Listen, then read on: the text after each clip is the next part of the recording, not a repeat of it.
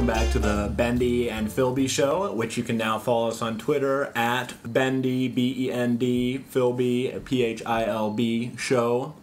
Portions of this broadcast are brought to you by Wine Mug. It's not Joe, what do you know? In our wine mugs tonight, not wine tonight, we are drinking Cognac Lees as suggested by Neil last week. If you missed out, a Cognac Lee is comprised of hot apple cider with local Boyd and Blair vodka, and they are delicious. Delicious. We have a new segment tonight, as we always like to add new segments. This segment is called Has PhilB Seen Avengers Yet? PhilB, have you seen Avengers yet? Yes, I have. Finally. What were your thoughts on Avengers? I liked it. I definitely like Tony Stark.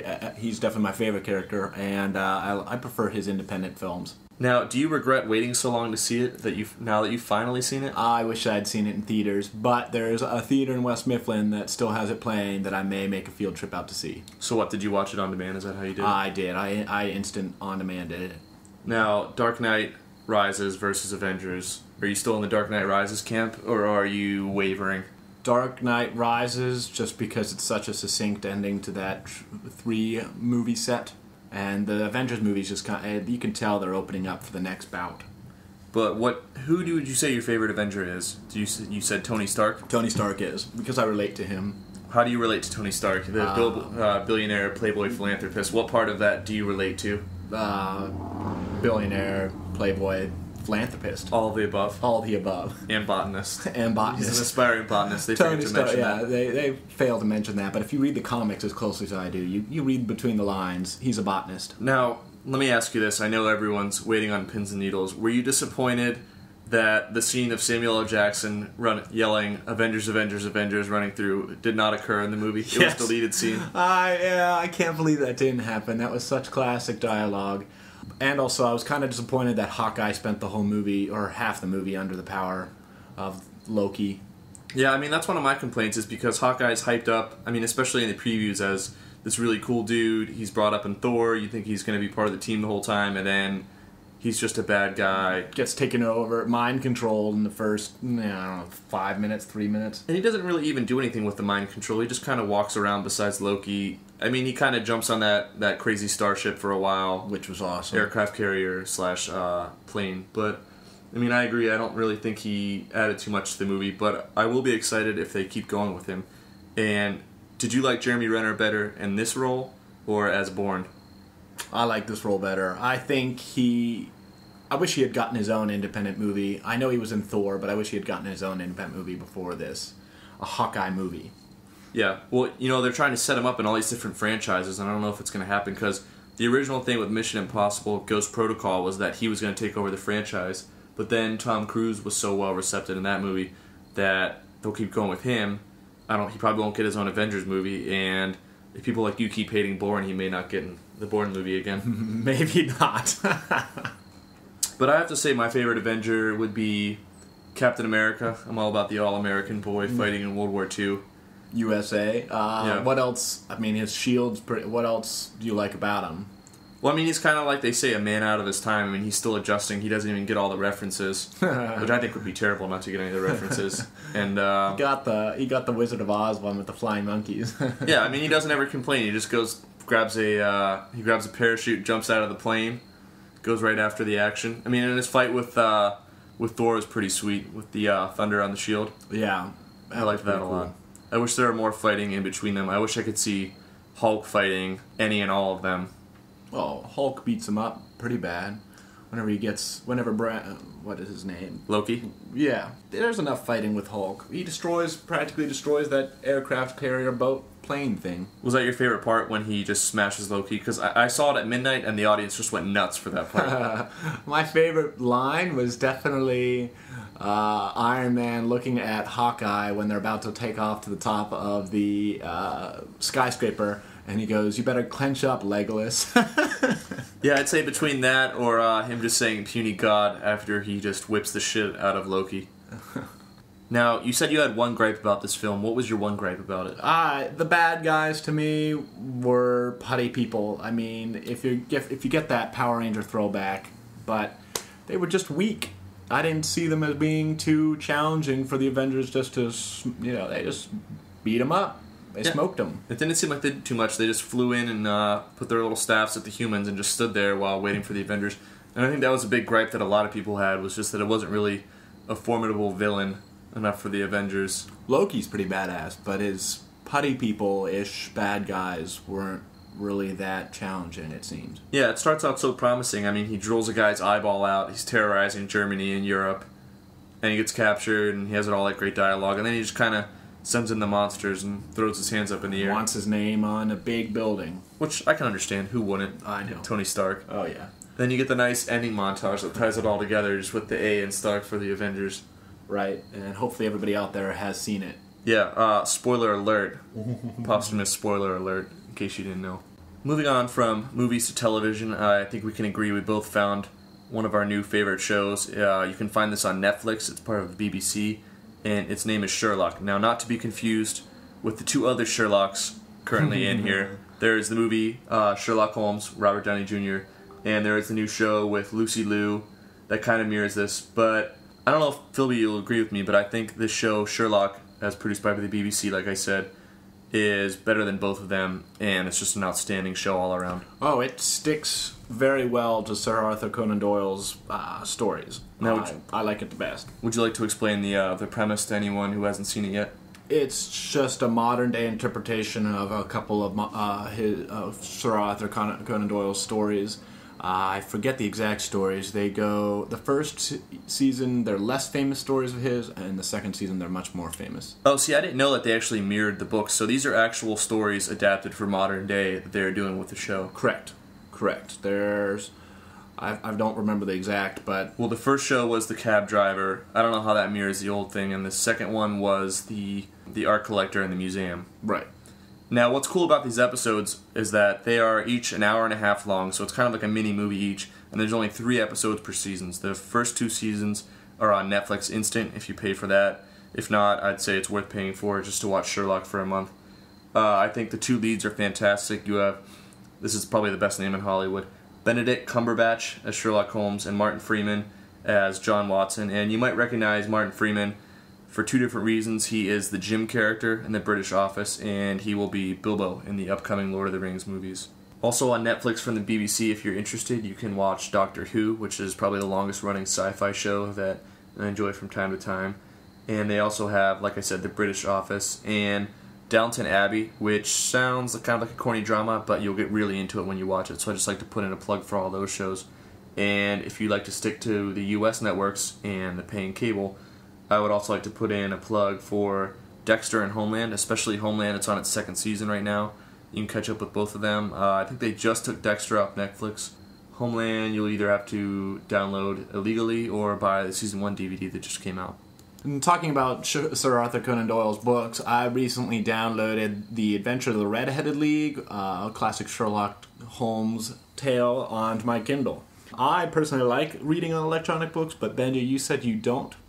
Well, see, I bought a Kindle when they first came out, and I really loved it, and I spent a bunch of money on books, and I got a bunch of free books too, which was nice. I could read a lot of the classics. But then, as a big book fan, I found myself kind of longing to actually have the physical book. It's kind of a gratifying feeling to finish a book and just put it back on the bookshelf or display it and lend it out. And whereas the Kindle, it's just kind of, you archive it back onto the internet, and that's that. Ironically, you buying your Kindle inspired me to buy my Kindle. Yeah, you ended up liking it more. I ended up liking it a lot buying more. Continuous versions. And I also used it because it was free 3G that I could use to check my email in the apartment that didn't have wireless. But yeah, I personally like it. I can scan through a book real quick. I've been reading Doug Tallamy's Bringing Nature Home, which is all about planting native plants. Riveting. Yeah, very riveting. Well, I mean, yeah, like I said, I like having the actual Kindle, but I ended up selling it. I have an iPad now. I have the Kindle app, so it's almost the same thing. I know some people don't like the glare, and did your Kindle have a backlight or anything? Like, do you read at night on it? I have a case with a light on it. So is that what you would recommend, getting the regular Kindle with the case? Well, they just got the new backlit one, or they just got the new one that has a lit screen. I like the one with the keyboard. I have 2 versions of that, and I took my older one to the beach just in case it got sand in it. So it was just to make sure. as a precaution, I kept the sand out of its ports. Now, are there any other more recent books that you could recommend, or are you strictly kind of a botany kind of non-fiction kind of guy, unfortunately? So what are some of your favorite books these days? Besides Bringing Nature Home, Yes. I'm always a Gatsby fan.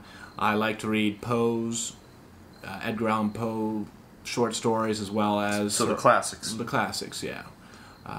What about you? I'm kind of all over the place, but right now I'm reading the book. It's called Team of Rivals, and it's by Doris Goodwin Kearns, and it's just it's a Lincoln biography, but it chronicles how he picked all of his Republican opponents to be part of his party, and the new movie Lincoln, directed by Steven Spielberg, which looks fantastic, with Daniel Day-Lewis. Daniel Day-Lewis, right? He's playing Lincoln, and that's what the movie is based off of. So I usually like to read the book before I see the movie, just so I can know what I'm getting into and how well they adapted it and all that. So I'm really excited to see Lincoln, which I think is out in mid-November, if I'm wrong. We'll address that in the corrections later, but I'm really excited to see that. And I always read The New Yorker. I have a subscription. I like reading good journalism and sometimes supporting that. So those are my two things I'm reading right now. That's weird for a journalism major. Yeah, really. Who would have thunk it? Now, last week we had you name your top 10 favorite movies, and I have my list of my own, so dispute or agree with any of these titles. I'm just going to run through them. We can discuss. These are in no particular order, really. It's just off the top of my head. Silence of the Lambs, that is my all-time favorite. The rest just follows. Silence of the Lambs, Friday Night Lights, Inception, Into the Wild, Fight Club, Pulp Fiction, The Graduate, Lord of the Rings, Armageddon, and Batman. What was the... Let me see it again. Friday Night Lights, Remember the Titans wasn't above that one? No. Friday Night Lights is gritty and real, and it's shot with kind of a documentary style, and it's based on a true story. And I know Remember the Titans is, but that's kind of skewed just a little bit. Whereas Friday Night Lights, Buzz Bissinger, the author, actually chronicled the team throughout the season. And it's real. It's got like high schoolers drinking, getting into trouble, struggling to win the state championship in Texas, where it's just expected of them. Okay. I think Remember the Titans is good on its own. It's more kind of a race story and the team coming together. And there's not really too much football in it. I just think that Remember the Titans really set the precedent for all the sports movies. Yeah, I mean, it set off a string of Disney sports movies, and they were kind of hit or miss. Some were good, some were not so good. And while you have, you have the iconic performances from Denzel Washington in that movie, you also have equally as good a performance from Billy Bob Thornton, and you also have all the kids who I think were enormously great in Friday Night Lights. So, I mean, that's just why I like that a little bit better. Are there any other movies you'd like to question on here? Lord of the Rings, all three, just like my Oceans, minus the second one. If I had to pick one that I could watch over and over, I'd have to say is The Two Towers. Now, I know Really? Fellowship is more critically acclaimed, and Return of the King won all the awards. I like Return of the King better. The landscapes were much just eye-popping. Yeah, I mean, they really hit their stride in it, but, I think they... I know that's how Tolkien wrote it, excuse me, wow, my grammar, is how at the end the Ghost Army shows up and they help them win the battle, and then it's all kind of accelerated, but in The Two Towers it just seems like there's more hanging on the Battle of Helm's Deep. I really like the build up to that, and how they just win the battle at the very end, and that's just the end of the movie. I just think the battle overall meant more than the Battle of Minas Tirith, which is in the third one, where they just kind of end it really abruptly, and Helm's Deep is kind of long and drawn out throughout the movie. So that's why I like that. Ended abruptly. It ends with his coronation. Well, the movie ends with his coronation, not the battle. The battle, just the ghosts just sweep in, and... I don't know. I like that one better. Yeah, well, agree to disagree. What about any other movies on there? That's about it. I mean, the other ones are all classics. Now, getting into everyone's favorite, we are going to do some Would You Rathers. We have two from last week that we didn't get to because we got them a little bit too late. The first one is from our good friend Allie Thomas. She writes, would you rather have a cat hair covered tongue or fish scales on your hands? I'm going fish scales on your hands. Yeah? Yep, and you can always wear gloves. Wouldn't the gloves stick to your hands, though? But it'd be better to have gloves on than to whenever you stick your tongue out at somebody, they just laugh at you because you have cat hair on your tongue. Yeah, it would suck eating things as well. Oh, I can't even imagine it. Now, this is coming from the swimmer's perspective. Now, keep in mind, these are fish scales and not webbing, though, so it's just an awkward-looking hand. Yeah, that's fine. Again, gloves, but a tongue with cat hair on it? Ugh. Yeah, that would It's be already terrible. annoying enough having a beard hair in your mouth. I agree that I would go for fish scales on my hand any day of the week. I can't imagine a scenario that I would want a cat hair covered tongue. I get one of my cat's hairs in my mouth, and it's in there all day. It's disgusting. It's Throw up gross. time. Now, you have a second one here. Would you like to read it? We have a second Would You Rather from our friend Joe Ryan, and his Would You Rather is, would you rather be a good dancer or a good singer? Weddings, karaoke, nightclubs, church hymns, a lot to consider. What would you think, BenD? I think hands down, better singer. I mean, I fancy myself Really? a decent singer now.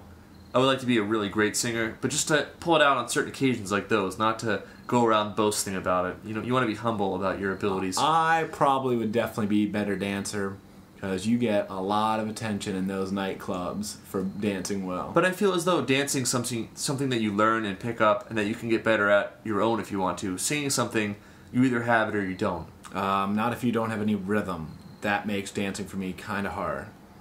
Yeah, but you can still. I mean, all those guys Dancing with the Stars. All those guys learn. I If can you have a good coach. I can certainly do Hips Don't Lie. That's not a problem for me. No, certainly not. If you'd like to follow Joe on Twitter, his handle is @JoeRyan, Joe Ryan, just like it sounds. Now, another thing we don't talk on this show enough about, because we have great opinions on these things, are sports. And joining us right now is our Pirates correspondent, Peter Henriksen. He's going to talk about and lament the terrible collapse of the Pirates season, and if anything, what we have to look forward to. All right, Peter. Now I'm just going to ask you a few questions. First of all, who is to blame for the Pirates' major collapse at the end of the season? That's a difficult question. Because, Well, you got answer. You got to have an opinion. I mean, Who can we blame? Right. I guess so. From a theoretical perspective, I'm really big into operations, and there's this theory in operations that says that, I mean, what happened to the Pirates was like a complete and total disaster, right? So the month of August, they went from 16 games over to just under, I think it was 2 games over 500 right at the end of August. Right. And that's pretty much unprecedented in baseball. So that's pretty much, by definition, a total disaster. And when you look from an operations point of view, there isn't a single thing that causes that kind of thing. And it's actually just a bunch of small things put together that turn into a disaster. So a couple of things really went wrong. So Andrew McCutchen had an awful August. Our 2 Cy Young candidates, A.J. Burnett and James McDonald, fell apart. James never recovered. He was never the same pitcher that he was before the All-Star break. No, he was terrible down the stretch. He was taken out of the rotation. He was a guy that was a Cy Young candidate before the All-Star break, and he was taken out of the rotation, which is just, I mean, it was the right move, but it's such a heart-wrenching thing to happen. And then the bullpen fell apart. But, I mean, if there's one person I'm going to yell at, it's Clint. I really don't like Clint. He's a very conservative manager in that he does a lot of things that are very traditional. He really buys into the small ball sort of philosophy of bunting, stealing, that, you know, statistically doesn't really actually help your chances of So winning. now, how does that hurt them though? His small ball. I mean, what would be an example of that if you can think of one? So I guess for stealing, Pirates this year were really, really bad at stealing. And the good example of that is Andrew McCutchen. He was actually a really bad base stealer this year, even though a lot of people describe him as a fast player. And I think they gave him way too much leniency in deciding when to run or not. You know, on average, if you have a person on first base with 0 outs, you're supposed to score 0.5 runs. And when you get someone out at second, which was happening more often than not, all of a sudden that average drops quite a bit. You know, I think what someone like Clint doesn't realize is that having someone on first with no outs is a huge asset. And he undervalues how much that asset is actually worth. But I think the best example of Clint really mismanaging is how he handled the bullpen. And the best example of that is how he handled Joel Hammerman. And Joel was the closer for the Pirates throughout the season, and which is rare, but it happened. But he was only brought in for the 9th inning. Like, he was a 9th inning guy, even though we were faced the middle of the lineup, you know, top of the 8th against the Reds or something like that. He was still left in the bullpen for the 9th, even if, you know, we fell apart in the 8th.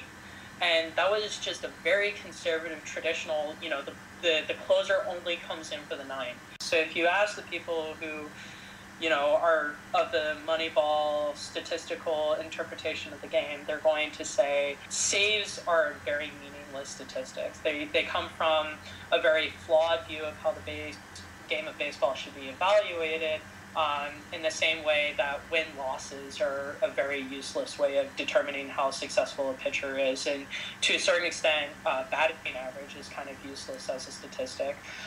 So if you ask someone like myself, I would say that, saves are, they don't mean a whole lot in the end of things. But if you ask someone like, I don't know, someone who's been in the game 20, 25 years more, who've gone through the minor league system, who've played, who've been managing at various levels, they're probably going to say something that's much more different than what I have to say. Actually, my hands down favorite player of the year was Jason Grilli. Agreed. He was a free agent signing. He was in the Phillies minor league system, and he was kind of this forgotten player. He was aging, and he was just filling up the system, and we brought him in, and he found velocity all of a sudden in his pitching. And, the system was that Jason Grilli came in the 8th, and Hanrahan came in the 9th, and that actually worked really well for half of the season.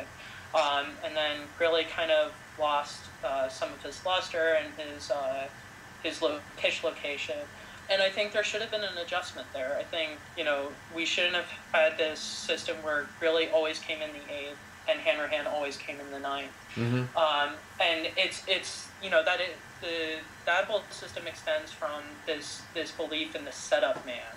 You have this guy who comes in who is pretty consistent, and he won't do anything fancy. He'll just get the 3 outs. He won't let anyone get runs.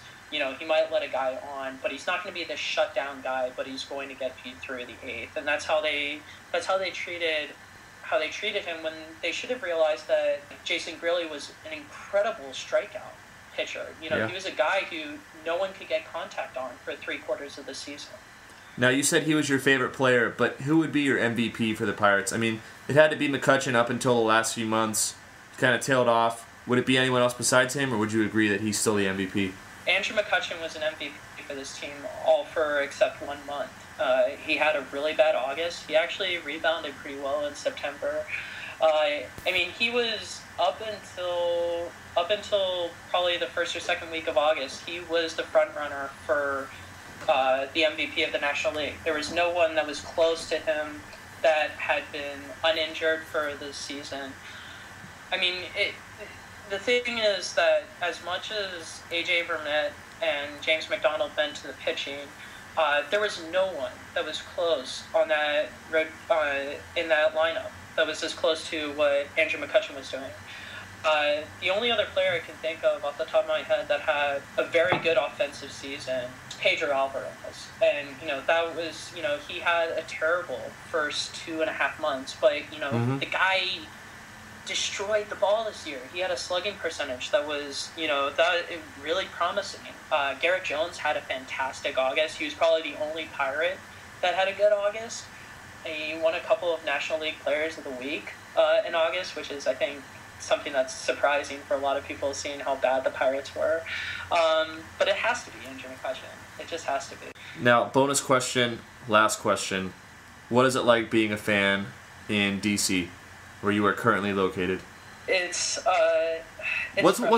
me back up. What's it like being a fan of any Pittsburgh sport in DC? Is there any animosity, or are they they kind of have a resurgence in all their teams? Yeah, I think there's a lot of animosity towards me being. So I'm actually not technically in the district. I'm in College Park, Maryland, which is close within enough. the Beltway and outside of the district, which is confusing, but that's how it works. I guess geographically. So I'm very much in Ravens territory, which is terrible. A problem. It's a problem, suffice to say. So that's problematic, especially with such a rough start for the Steelers. So that's unfortunate. Yeah, but I think there's a lot of if there's one team that I can identify with outside of the Pirates, it's the Baltimore Orioles. That's what I was about to say. They haven't had a winning season since 1997. And there's a lot of optimism for this team that around this area that I felt in Pittsburgh in June and July. And it's something that I can relate to, obviously. Can you relate to winning? Because I haven't been able to relate to it very often with the Pirates. It's interesting because, they were in a much, I wouldn't say it was much more difficult division. I mean, we probably had the hardest division in the National League this year, but the AL East is kind of a very different animal in that you have to play the Yankees and you have to play the Red Sox, and it's a very different culture. And for them to, I mean, they didn't even win the division this year, but what they were able to do was just incredible, and I really look forward to seeing what they have to do in the playoffs. I hope they win the wild card. So I think that's really exciting. I really don't like the Nationals, truth be told. I really wish they were still the Expos. I really don't like their stadium. It kind of reminds me of a 3-tier AAA stadium, but that's just me. And I don't know, Bryce Harper and, having 7 number 1 draft picks in a row, is a pretty decent way of starting the team. But I think the Orioles did. I can't believe Nate McLouth is playing well for them, but, he is. And props to them for going out on a limb and picking up Nate McLouth and putting him in the lineup every day and having him succeed. So I really hope they win. Yeah, well, best of luck to the Orioles just a little bit. But we're going to wrap things up, so thanks for joining us. Yeah, thank you, Peter. Yeah, definitely. And I'll see you next time. All right, it is corrections time. We have 2 corrections today. From our last podcast, we'd like to point out that Boyd and Blair is actually made in Glenshaw and not Aspinwall. Thanks, PJ.